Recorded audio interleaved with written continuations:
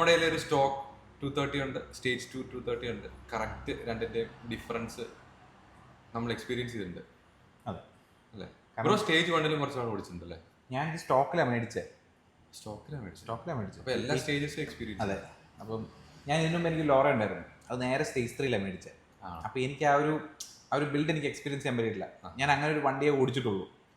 പക്ഷേ ഇത് മേടിച്ചപ്പോൾ എനിക്കൊരു ആഗ്രഹം ഉണ്ടായിരുന്നു, എനിക്ക് ഗ്രൗണ്ട് അപ്പ് ബിൽഡ് ചെയ്യണമെന്നും പിന്നെ ഒരു മാക്സിമം ഈ പറഞ്ഞ പോലെ മെൻറ്റ് കണ്ടീഷനിലൊരു VRS കിട്ടണമെന്നും ഭയങ്കര ആഗ്രഹമായിരുന്നു. ഒത്തിരി നാൾ തപ്പി നടന്നിട്ടാണ് ഇപ്പോൾ നല്ല 18,000 കിലോമീറ്റേഴ്സ് മാത്രമുള്ള ഒരു വണ്ടി കിട്ടി. മിനിറ്റ് ആയിരുന്നു, ഷോറൂം കണ്ടീഷൻ പോലെ. അത് മേടിച്ചു. എനിക്കൊന്നൊരു 5,000 കിലോമീറ്റേഴ്സ് ഓളം ഞാൻ സ്റ്റോക്ക് ഓടിച്ചു കഴിഞ്ഞിട്ട് ഈ പറഞ്ഞ പോലെ ആദ്യം ഒരു രസം തോന്നി. പിന്നെ പതുക്കെ നമ്മൾ ആ പവറായിട്ട് യൂസ്ഡ് ആയല്ലോ, പിന്നെ വേണം തോന്നും. അത് നമുക്ക് അതെ. VRS എന്ന് പറഞ്ഞാൽ സത്യം പറഞ്ഞാൽ ഇറ്റ്സ് എ നൈസ് പ്ലാറ്റ്ഫോം. അപ്പം ആൾക്കാർ ഈ VRS ഭയങ്കര ഹൈപ്പ് ചെയ്യുമ്പോഴത്തേക്കിനും ചിലവർ ഡിസഗ്രി ചെയ്യുന്നതിൻ്റെ കാര്യം എന്ന് പറഞ്ഞാൽ സ്റ്റോക്ക് കാർ ഓടിച്ചു കഴിഞ്ഞാൽ നമുക്ക് actually it's a fast car. പക്ഷേ നമുക്ക് ആ ഒരു I don't think it's a great platform, but it's not a great car. ഒരു വോ ഫാക്ടർ ഇന്നിവിടെ കുറവാണ്. ശരിക്കും പറയുകയാണെങ്കിൽ ഇത് ആ ഒരു പ്ലാറ്റ്ഫോം നമ്മൾ ബിൽഡ് ചെയ്യാനുള്ളൊരു സാധനം. അപ്പം ഈ പറയുന്ന പോലെ ഒത്തിരി പൊട്ടൻഷ്യൽ ഉണ്ട്. 400 bhp വരെ ഈ സാധനം റിലയബിളി പുഷ് ചെയ്യും. റിലയബിളി ആൾക്കാർ ഡെയിലി ഡ്രൈവ് ചെയ്യുന്നു. അതാണ് എൻ്റെ ബ്യൂട്ടി. നമ്മളിത് സാധനം മേടിച്ചിട്ട് നമ്മൾ ഈ 230 bhp ഇത് ഓടിച്ചു നടക്കുകയാണെങ്കിൽ ശരിക്കും പറഞ്ഞാൽ ഇത് ഗവൺമെൻറ് മാപ്പ് എന്നാണ് ഈ സ്റ്റോക്ക് മാപ്പിന് പറയുന്നത്. അതായത് ഇതിന് ശരിക്കും പറഞ്ഞാൽ നമുക്ക് ടെമ്പറേച്ചർ കൂടുതലാണ്, മൈലേജ് കുറവാണ്. എനിക്ക് സ്റ്റേജ് 1 ചെയ്തപ്പോഴത്തേക്കിനും എനിക്ക് 17 വരെ മൈലേജ് കിട്ടിയിട്ടുണ്ട്. 17 ട്രിവാൻഡ്രം മണിമല ട്രിപ്സിൽ ലോങ് പോകുമ്പോൾ 17 എനിക്ക് കൺസിസ്റ്റന്റ്ലി കിട്ടുമായിരുന്നു. 16-17 എനിക്ക് കിട്ടുമായിരുന്നു. സ്റ്റേജ് 2 ചെയ്തോടെ അത് തീർന്നു. പക്ഷെ സ്റ്റോക്കിൽ പക്ഷെ അത്ര ഇല്ലല്ലോ. ഇപ്പൊ എനിക്ക് സ്റ്റോക്കിന് മൈലേജ് കിട്ടുന്നുണ്ട് സ്റ്റേജ് 2. എനിക്ക് സ്റ്റോക്കില് എന്താ 4.55 ലോക്കൽ ലോങ്ങില് പോയാൽ മാക്സിമം കിട്ടിക്കുന്നല്ല. കാരണം ഇത് പലരും ചോദിക്കുന്നുണ്ട്, ട്യൂൺ ചെയ്ത് കഴിഞ്ഞാൽ മൈലേജ് കുറയോ കൂടുവോ? എന്റെ എക്സ്പീരിയൻസിലും കൂടിയിട്ടുള്ളൂ. ഡൗൺ പൈപ്പ് ചെയ്തപ്പോൾ പിന്നെയും കൂടിയിട്ടുള്ളൂ. കാരണം അത്ര എഫേർട്ട് എടുക്കണ്ടല്ലോ. മാത്രമല്ല ഈ ഗവൺമെന്റ് റെഗുലേഷൻസ് വെച്ച് വണ്ടി ഇറക്കാൻ നേരത്ത് ഇവർക്ക് ചില കാര്യങ്ങൾ ഇപ്പം ഓരോ ഇതങ്ങനെ നിർത്തണം. അപ്പോൾ ഇത്രയും പൊല്യൂഷൻ്റെ ഇത് കൺട്രോൾ ചെയ്യാൻ വേണ്ടി. അപ്പം അങ്ങനെ വരുമ്പോഴത്തേക്കിനും ഇവർക്ക് പവർ ഔട്ട്പുട്ടോ അല്ലെങ്കിൽ മൈലേജിനേക്കാൾ മുകളിൽ ഇത് വണ്ടിയുടെ ഇറക്കണമെങ്കിൽ ഈ റെഗുലേഷൻസിൽ മീറ്റ് ചെയ്യണ്ടേ. അപ്പം അതുകൊണ്ട് ഗവൺമെൻറ് മാപ്പ് വരുന്നത്. പക്ഷേ അതിനെ നമ്മൾ ഒപ്റ്റിമൈസ് ചെയ്യുന്ന മാത്രമേ ഉള്ളൂ സ്റ്റേജ് 1. അത് ഒപ്റ്റിമൈസ് ചെയ്യുമ്പോഴത്തേക്കും ഓയിൽ ടെമ്പറേച്ചർ കുറയുന്നു, വാട്ടർ ടെമ്പറേച്ചർ കുറയുന്നു, വണ്ടിക്ക് കൂടുതൽ പവർ പുഷ് ചെയ്യാൻ പറ്റുന്നുണ്ട്, ഫ്യൂവൽ എഫിഷ്യൻസി വരുന്നു, എല്ലാം പിന്നെ റിലയബിൾ ആവുന്നു. അതായത് സ്റ്റേജ് 1 വണ്ടികൾക്ക് ആക്ച്വലി ഇതിന്റെ എപ്പോഴും പോകുന്ന സാധനം തെർമോസ്റ്റാറ്റാണ്. സ്റ്റോക്ക് വണ്ടികളുടെ എല്ലാം പോകും. പക്ഷേ ഇത് സ്റ്റേജ് 1 വണ്ടികൾ അധികം റിപ്പോർട്ട് ചെയ്തിട്ടില്ല. അങ്ങനെ ഒരു കാര്യം കൂടെ ഉണ്ട്. ഈവൻ 230 310 bhp ഹംപ് ചെയ്തെങ്കിലും സ്റ്റേജ് 1 തന്നെ 230 എൻ്റെ APR മാപ്പിൽ ഞാൻ ഡൈനൊന്നും ചെയ്തിട്ടില്ല. പക്ഷേ അതിന്റെ ഒഫീഷ്യൽ വെബ്സൈറ്റ് പറയുന്നത് 310 bhp ആണ് ടു ദ വീൽസ്. അതെ, ട്യൂൺ, നോ ഹാർഡ്വെയർ ചേഞ്ചസ്. ആ സമയത്ത് ഞാൻ ഇന്റർകൂളർ പോലും മാറ്റിയിട്ടില്ല. ഞാൻ ആദ്യം ചെയ്തത് സ്റ്റേജ് 1 ഇന്റർകൂൾഡ് ഇല്ല, ഞാൻ സ്റ്റേജ് 2 ചെയ്തപ്പോഴാണ് ഇന്റർകൂളർ വെച്ചത്. ബ്രോ സ്റ്റേജ് 2 230 ആണോ സ്റ്റേജ് 3 1.8 ലോറ യൂസ് ചെയ്തിട്ടില്ലേ? കമ്പയർ ചെയ്യുമ്പോൾ 230 എന്ന് പറയുമ്പം ആ മാനുവലിന്റെ രസം ഉണ്ടായിരുന്നു ലോറയില്. പക്ഷെ ഇതെന്താന്ന് വെച്ചാൽ ശരിക്കും ആ ഈ ടർബോ ബിഗർ ലാഗ് എന്ന് പറയുന്ന പോലെ ആ once boost hits Laura flies. പക്ഷെ അത് വരെ നമുക്കപ്പം ഇപ്പം നമ്മളിപ്പം ഒരു വണ്ടി ഇപ്പം നമ്മൾ ഓവർടേക്ക് ചെയ്തു, പിന്നെ നമ്മൾ ഡൗൺ ഷിഫ്റ്റ് ചെയ്ത് ബൂസ്റ്റ് ബിൽഡ് ചെയ്തിട്ടൊക്കെ പിന്നെ അങ്ങ് പോകും. പക്ഷെ ആ ടൈം പോയി. പക്ഷെ അതിനൊരു ഫണ്ണുണ്ട്, ഭയങ്കര ഫണ്ണാണ് വണ്ടി. പക്ഷേ അതായത് 1200 RPM മുതലേ ചിന്തിക്കുമ്പോൾ കൊടുക്കുക. ഇതിന്റെ ഫുൾ എക്സോസ്റ്റ് ചെയ്തിട്ടുള്ള സൗണ്ട് പോലെ ഒന്നും അല്ല അതിന്റെ.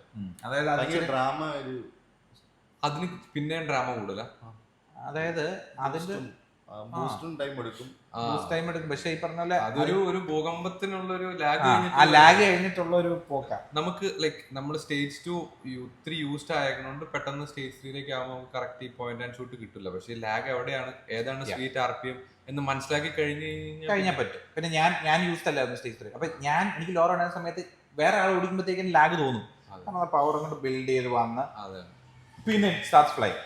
അപ്പം പക്ഷെ എനിക്കറിയായിരുന്നു ഇത് ഏത് RPM. അപ്പം ഞാൻ ഡൗൺ ഷിഫ്റ്റ് ചെയ്യുമ്പോഴത്തേനും ബ്ലിപ്പ് ചെയ്തിട്ട് നോക്കും. അപ്പൊ കറക്റ്റ് 2500 RPM നിൽക്കുമ്പോഴത്തേക്കിനും പിന്നെയും ബൂസ്റ്റ് അവിടെ ബിൽഡ് ആവുമായിരുന്നു. സോ ആ ലേണിംഗ് കഴിഞ്ഞ് കഴിഞ്ഞാൽ ചിലപ്പോൾ ഫൺ ആവുമായിരിക്കും. പിന്നെ എന്താന്ന് വെച്ചാൽ നമുക്ക് ഞാൻ പറയുകയാണെങ്കിൽ സ്റ്റേജ് 2 സ്റ്റേജ് 3 VRS. എനിക്ക് സ്റ്റേജ് 3 ഞാൻ ആൾക്കാർ പറഞ്ഞു കേട്ടിട്ടുള്ള സ്റ്റേജ് 2 സ്റ്റേജ് 3 VRSൽ ഒരു 100 കിലോമീറ്റേഴ്സ് വരെ നെക്ക് ടു നെക്കാണ്. ആണല്ലേ?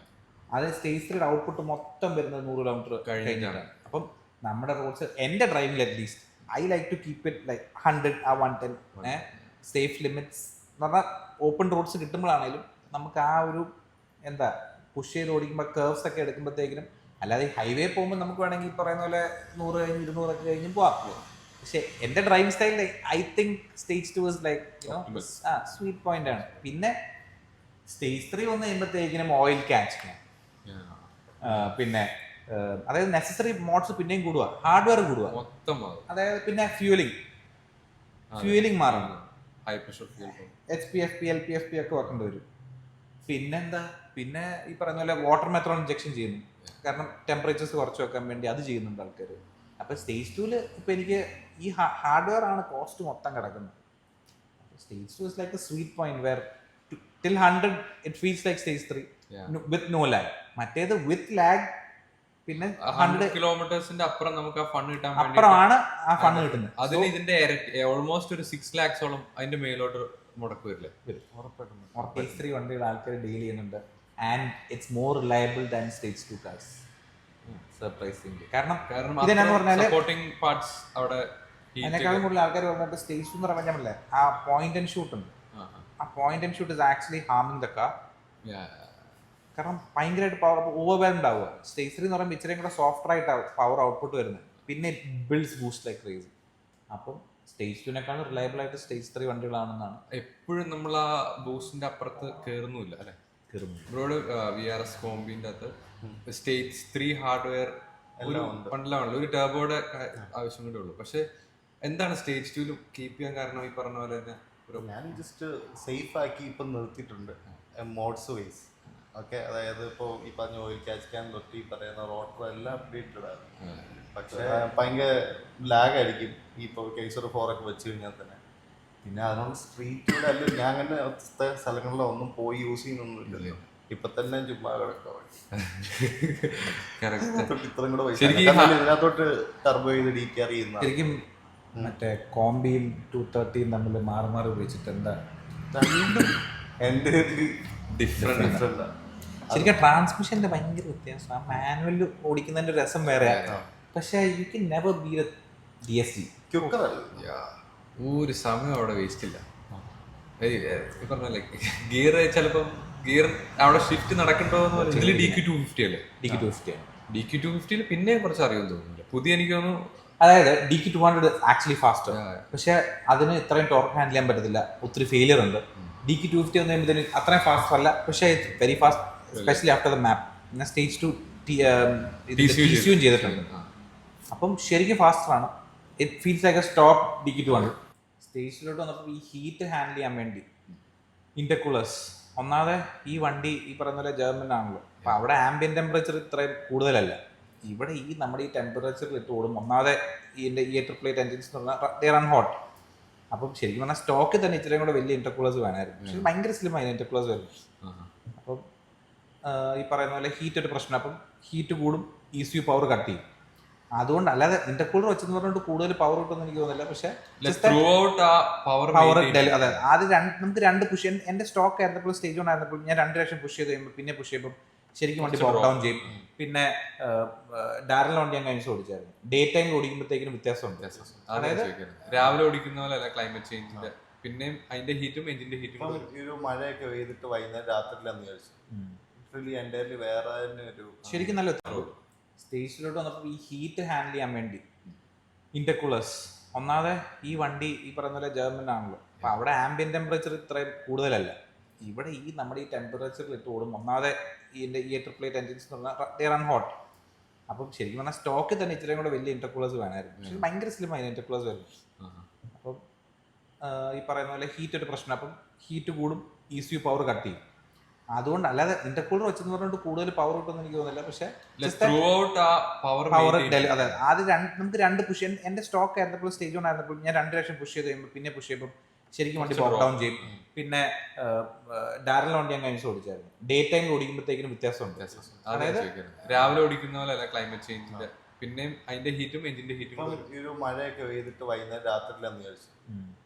എൻ്റെ വേറെ തന്നെ ഒരു ശരിക്കും നല്ല ഒത്തിരി VRS ആക്ച്വലി അവർ ഓടിക്കുന്നുണ്ട്. എനിക്കറിയാവുന്ന ഒരു വണ്ടി 1,20,000 കിലോമീറ്റേഴ്സ് ഓടി വിത്ത് ഓൺലി ഡൗൺ പൈപ്പ്. ബാക്കി കുറെ സപ്പോർട്ടിങ് മോഡ്സ് ഉണ്ട്. പുള്ളി എല്ലാവരും പറയുന്ന പോലെ ഇപ്പോൾ എല്ലാവരും പുള്ളിയോട് പറഞ്ഞു ഇന്റർകൂൾ അപ്ഗ്രേഡ് ചെയ്യണം.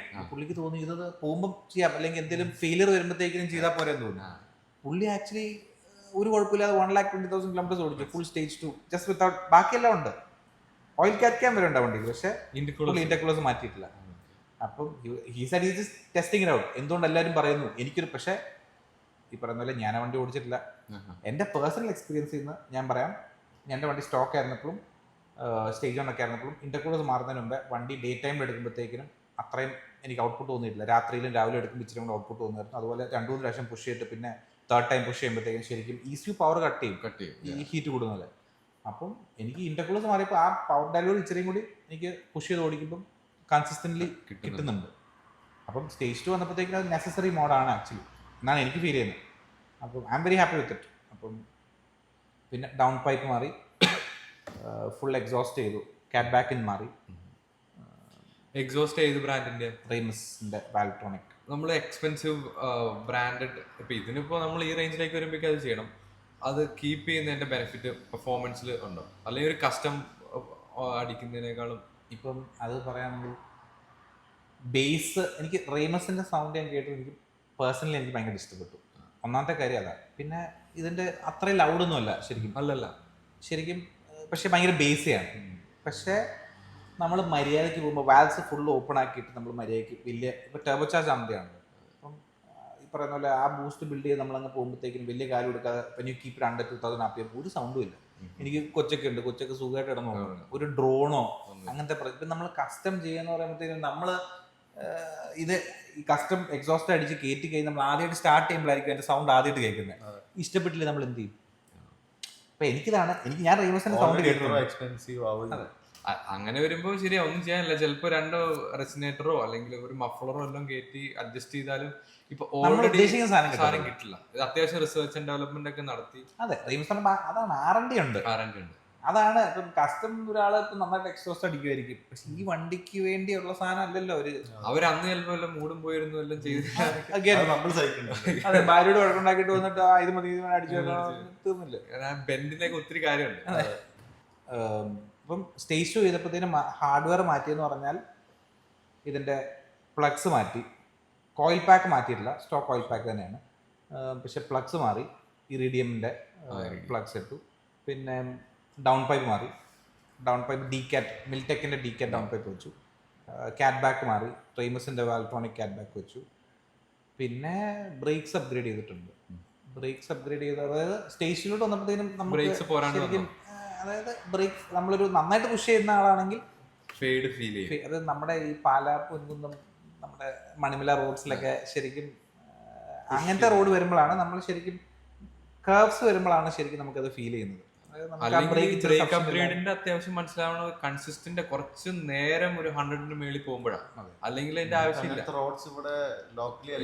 അതിപ്പോ എനിക്ക് ഭയങ്കരമായിട്ട് മനസ്സിലാക്കുന്നത് ഇവിടെ നിന്ന് ഇപ്പൊ നല്ല ടോർക്ക് ഉണ്ട്, പവർ ഉണ്ട്, അത് നിൽക്കും കുഴപ്പമില്ല. പക്ഷെ ഒരു 100 ക്രോസ് ചെയ്ത് കഴിഞ്ഞാൽ നമുക്ക് പേടിയാ പുഷ് ചെയ്യാൻ. ഇത് കയറും, ഇഷ്ടം പോലെ കയറും, പക്ഷെ ഭയങ്കര പേടിയാ. എക്സാക്ട്ലി. അപ്പം എനിക്കിത് ഞാൻ സ്റ്റേജ് ചെയ്ത് ഞാൻ പുഷ് ചെയ്ത് ഓടിക്കാൻ തുടങ്ങിയപ്പോൾ എനിക്ക് തന്നെ തോന്നി, കാരണം ലോറയിൽ എനിക്ക് BBK ഉണ്ടായിരുന്നു. ആ BBK കഴിഞ്ഞിട്ട് അതിനെക്കാട്ടിലും കൺസിസ്റ്റന്റ് ആയിട്ടും അതിനെക്കാട്ടിലും പെട്ടെന്ന് പവർ ഡെലിവറി ചെയ്യുന്ന സാധനത്തിനകത്ത്, ബിക്കോസ് ഐ എം യൂസ്ഡ് ടു ദ BBK, ഇതിൽ സ്റ്റോക്ക് ബ്രേക്സ് ഇട്ട് വന്നു. ഐ ഓൾവേസ് ഫെൽറ്റ് ആ ഒരു ബൈറ്റ്, ഒരു 80 കഴിഞ്ഞാൽ ബൈറ്റ് അത്രയും കൺസിസ്റ്റന്റ് അല്ലാന്ന് എനിക്ക് എപ്പോഴും തോന്നുമായിരുന്നു. അങ്ങനെ ഇപ്പം K-Sportന്റെ 356mm 6 spot ഒരു BBK അടിച്ചു. അപ്പം ഇപ്പൊ ശരിക്കും ബ്രേക്കിംഗ് ഇപ്പൊ അതിന്റെ കോൺഫിഡൻസ് നമുക്ക് പവർ മാത്രം പോരല്ലോ, മോർ ദാൻ 0 to 100, 100 to 0 എത്തണം. അത് എത്തിയാലേ നമുക്ക് വണ്ടി പുഷ് ചെയ്യാനുള്ള കോൺഫിഡൻസ് എടുത്തുള്ളൂ. അപ്പൊ ഞാനിപ്പോ ചെയ്തിരിക്കുന്ന യൂറോ സ്പ്രിങ്സ് ഇട്ടിരിക്കുകയാണ്. യൂറോ സ്പ്രിങ്സ് പറഞ്ഞാൽ ആക്ച്വലി VRSന് വരുന്ന സ്പ്രിങ്, അതായത് ഇവിടെ ഇന്ത്യയിൽ ലോഞ്ച് ചെയ്തപ്പോൾ ഇവിടുത്തെ ബാഡ് റോഡ്സിനെ കൺസിഡർ ചെയ്ത് സ്കോഡ ഈ പറയുന്ന പോലെ ബാക്കിയെല്ലാം ബാക്കാസ് കൊടുക്കുന്ന പോലെ ഒരു റഫ് റോഡ് പാക്കേജ് കൊടുത്തു. ഓൾമോസ്റ്റ് 15-20 mm ഹയർ ആയിരുന്നു. അപ്പം ഈ വണ്ടിയുടെ ശരിക്കും ഒരു ഡാമ്പിങ്ങിന് പറ്റിയ സ്പ്രിങ്സ് ആയിരിക്കണമല്ലോ.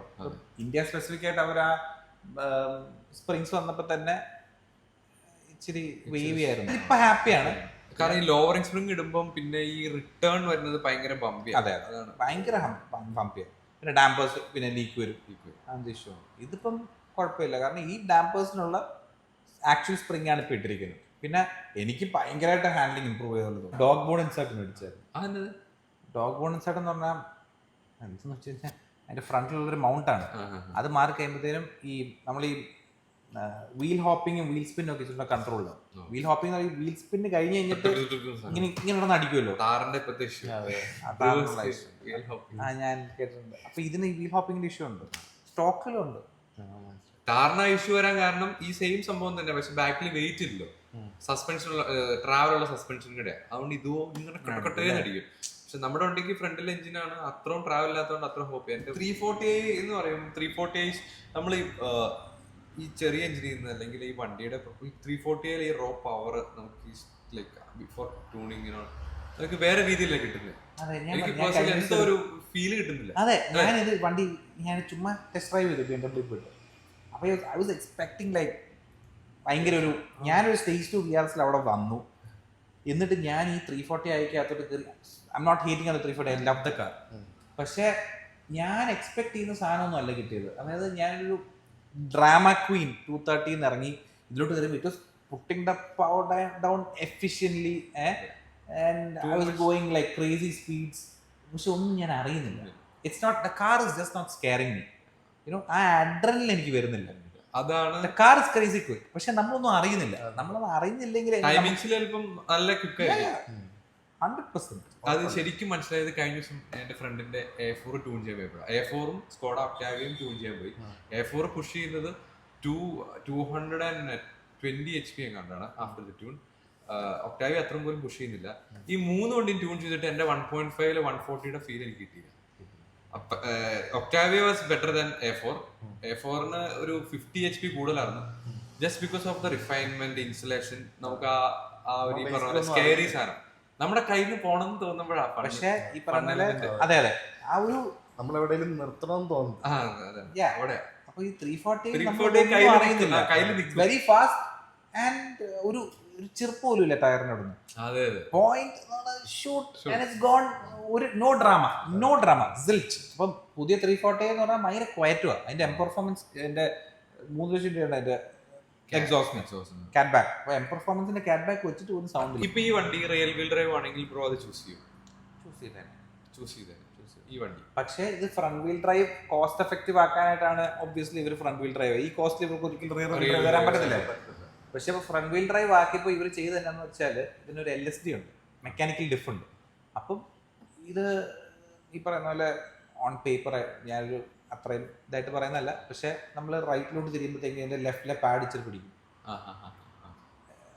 റൈറ്റിലോട്ട് തിരിയുമ്പോൾ ഈ സൈഡിൽ നിന്ന് പിടിക്കും, ഈ സൈഡിൽ നിന്ന് പിടിക്കും. അപ്പം it's always like as a halo around it. ഇപ്പം ശരിക്കും പറഞ്ഞാൽ ഇപ്പം എൻ്റെ ഒരു ഫ്രണ്ട് ഉണ്ടായിരുന്നു കോട്ടയത്തുള്ളൊരു പുള്ളി. ഇപ്പം പുള്ളി use to hate on the VRS.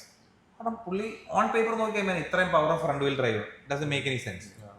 പക്ഷെ പുള്ളി വണ്ടി ഓടിച്ചു കഴിഞ്ഞിട്ട് use telling that doesn't feel like a front wheel drive. That's a mechanical diff working. It's magic. അപ്പം നമുക്ക് ആക്ച്വലി ഈ വണ്ടി ട്വിസ്റ്റീസ് ഓടിച്ച് കഴിയുമ്പോഴത്തേക്കും ഐ വാസ് പ്ലസന്റ്ലി സർപ്രൈസ്.